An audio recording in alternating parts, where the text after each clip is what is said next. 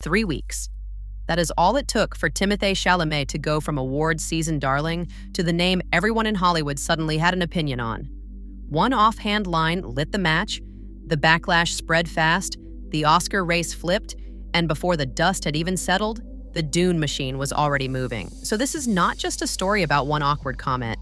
It is about what happens when perfect timing turns against a star, critics start piling on, and the comeback attempt begins before the fallout is even over. And the part that makes this even messier is that people still cannot agree on what they are really watching here. Arrogance, carelessness, or the exact moment Hollywood's golden boy protection finally stopped working. These are the dramatic events that led Timothée Chalamet from Oscar frontrunner to Hollywood pariah in just 3 weeks. And now he's desperately trying to claw his way back with the biggest sci-fi movie of the decade. Let's rewind to February 21st, 2026.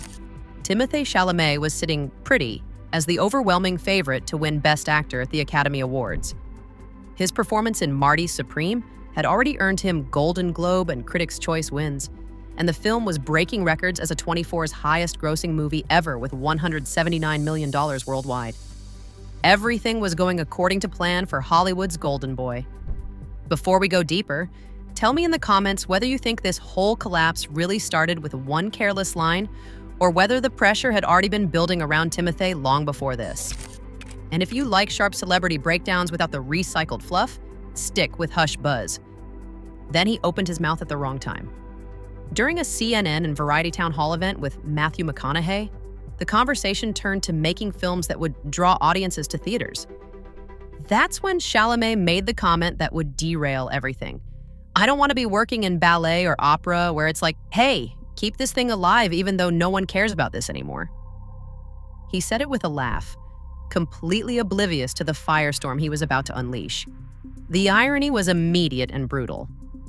This is a guy whose mother, Nicole Flender, attended Yale on a ballet scholarship and danced with the New York City Ballet. His sister Pauline trained at the School of American Ballet. He literally grew up backstage at the David H. Koch Theater in New York. Yet here he was, dismissing these art forms as irrelevant while sitting next to one of Hollywood's most respected actors. The backlash was swift and merciless. Grammy-winning opera singer Isabel Leonard didn't hold back. I'm shocked that someone so seemingly successful can be so ineloquent and narrow-minded in his views about art while considering himself an artist. New York City Ballet principal dancer Megan Fairchild delivered an even sharper blow.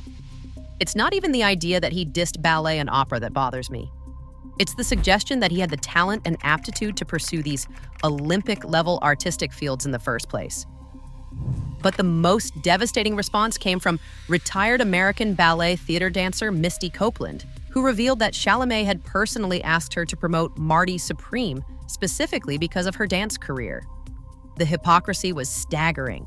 He was literally using ballet connections to promote his movie while simultaneously dismissing ballet as a dying art form. And this is where the story really stopped looking like a minor PR headache and started feeling like a full image problem.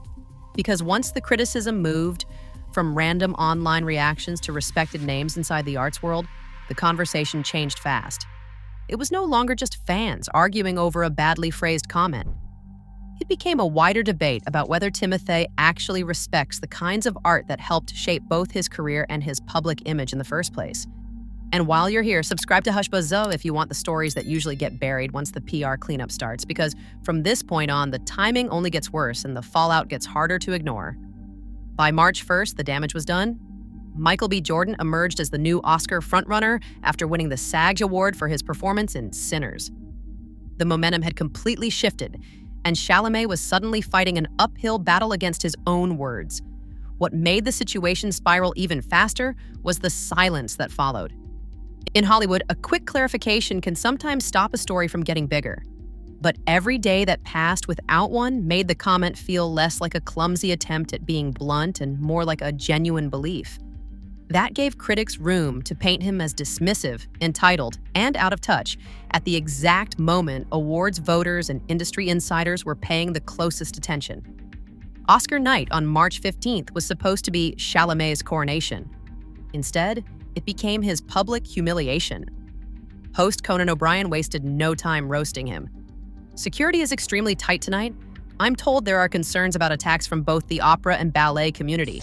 They're just mad you left out jazz. The audience erupted in laughter, but Chalamet wasn't laughing.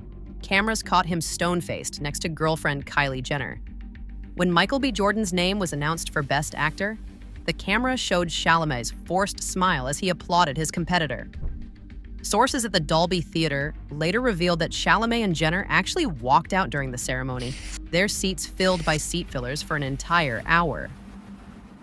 Talk about a sore loser. Jordan's acceptance speech was gracious and powerful, thanking Sidney Poitier, Denzel Washington, Jamie Foxx, Forrest Whitaker, and Will Smith. It was everything an Oscar speech should be: humble, respectful, and dignified. Everything Chalamet's comments weren't. But here's where the story gets really interesting. Instead of retreating and laying low like most actors would after such a public embarrassment, Chalamet did something unexpected. Just 2 days after his Oscar loss on March the 17th, he was back in the spotlight promoting Dune Part 3. The timing was no coincidence. Warner Brothers strategically released the first teaser trailer for the highly anticipated sci-fi epic, complete with character posters revealing Robert Pattinson's villainous role as Scytale. And Chalamet sent a video message to the trailer launch event, gushing about director Denis Villeneuve. This film would not exist without the master of cinema, the great artist that is Denis Villeneuve. Denis always says, "Vive le cinéma." And with this third film, I think he has done just that, a true act of cinema. So, the message was clear. Chalamet wasn't backing down. He was doubling down on his career with the biggest franchise he has. The Dune trilogy has already conquered the global box office with a staggering $1.12 billion across the first 2 films. Dune Part 2 alone grossed $714 million worldwide in 2024, proving that audiences are hungry for Villeneuve's vision of Frank Herbert's universe. And that is why this move matters so much. Franchise promotion gives stars something controversy usually takes away: control. Instead of answering every ugly headline directly, he gets to step back into a world where the brand is bigger than the backlash, the visuals are bigger than the criticism, and the audience is already emotionally invested. For an actor trying to stop a damaging narrative from hardening around his name, that kind of pivot is not just smart, it can be career-saving. Dune Part 3 promises to be the darkest and most personal entry yet. Based on Dune Messiah, the film takes place 17 years after Part 2, with Chalamet's Paul Atreides visibly aged and scarred. The character posters show a more weathered, downtrodden emperor, complete with wrinkles around his eyes and red scarring. It's a far cry from the fresh-faced desert warrior we saw in the earlier films.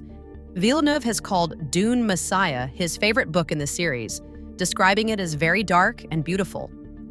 He's also revealed that this will be his most personal film, which suggests we're in for something special when it hits theaters on December 18th, 2026. The production itself has been impressive. Principal photography wrapped in November 2025 after filming at Origo Film Studios in Budapest. The cast includes returning favorites like Zendaya's Chani, plus exciting newcomers like Robert Pattinson and real-life children playing Paul's twin offspring. It's clear that no expense has been spared in bringing this epic conclusion to life. For Chalamet, Dune. Part 3 represents more than just another blockbuster paycheck. It's his chance at redemption. Based on Villeneuve's track record, the film should be a major Oscar contender. The previous 2 installments collected 15 total nominations, winning 8 below-the-line statuettes. If Chalamet delivers a powerhouse performance as the tortured Emperor Paul Atreides, he could very well find himself back in the Best Actor conversation. But the road to redemption won't be easy. The ballet and opera controversy has revealed an ugly side of Chalamet that many in Hollywood hadn't seen before. His dismissive attitude toward art, forms that don't generate massive box office returns, shows a troubling lack of respect for artistic diversity. The fact that he has deep personal connections to the ballet world makes it even worse.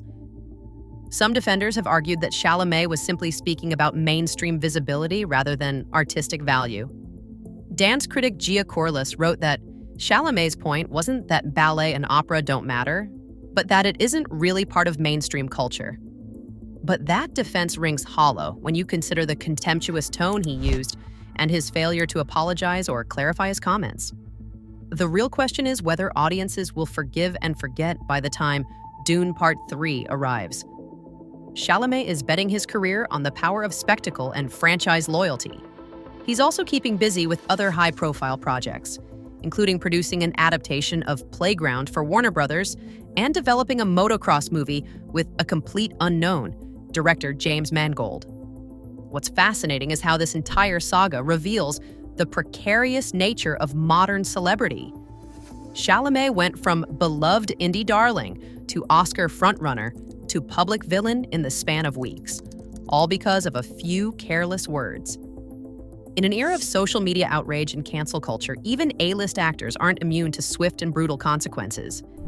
As December approaches and Dune Part 3 marketing kicks into high gear, we'll see if Chalamet can successfully rehabilitate his image.